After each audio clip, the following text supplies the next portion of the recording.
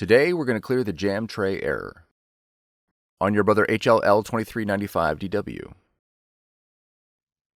Before working on your Brother machine, please allow it to run for 10 minutes to allow the fan to cool the internal parts. We will begin by pulling the paper tray completely out of the machine. If there is jam paper in the tray opening, remove it using both hands. Remove the paper from the paper tray and verify that the tray guides are set to the correct paper size. Check the paper for damage or irregularities that could prevent it from feeding properly.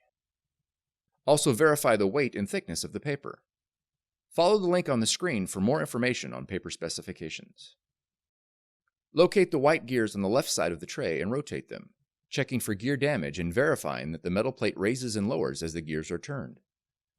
If the gears are missing or damaged, the tray will need to be replaced. Reload the paper into the paper tray. Ensure the tray guides are not pushed too tightly against the paper, which can cause jamming. Also verify that the paper is not loaded above the maximum fill line. Now replace the paper tray inside the machine. For more tutorials, FAQs, and videos, visit us at www.brother-usa.com. If you found this video helpful, be sure to subscribe. Thank you for choosing Brother.